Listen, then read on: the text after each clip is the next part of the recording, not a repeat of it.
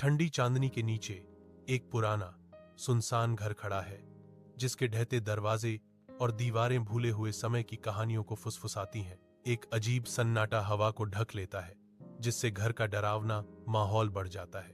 दूरी पर राहुल आ रहा है, एक अकेला लालटेन अंधेरे को चीरता हुआ। टिमटिमाती रोशनी उसके दृढ़ चेहरे पर नाचती है, क्योंकि वह जीर्ण शीर्ण संरचना के करीब आता है। दरवाजे तक पहुंचते ही राहुल रुक जाता है। उसकी छायादार निगाहें भीतर की खाई में खिंची चली जाती हैं। राहुल धूल और जालों के बीच खड़ा है। हवा में सड़न की गंध भारी है। एक पुरानी कुर्सी और मेज तिरछी पड़ी है, जो अंधेरे में लंबी छाया डाल रही हैं। राहुल आंखें सिकोड़ता है। उसकी आवाज थोड़ी कांपती है। कौन है? एक ठंडी आवाज गूंजती है। मैं इस घर का बेटा हूं। आवाज दुख से भरी हुई है। मेरी माँ हर रात मेरे लिए रोती है।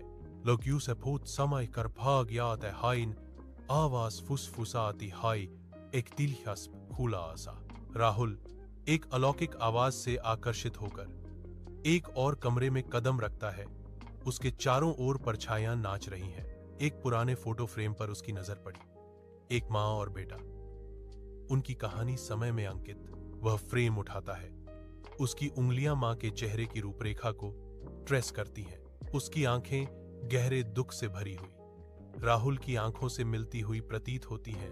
उसकी आत्मा को भेदती हैं। उसे एक भयानक एहसास होता है, आवाज माँ की है, जो हमेशा इंतजार कर रही है। राहुल की आंखों में आंसू भर आते हैं, जो धुंधली तस्वीर में कैद शाश्वत दुहक का दर्पण है।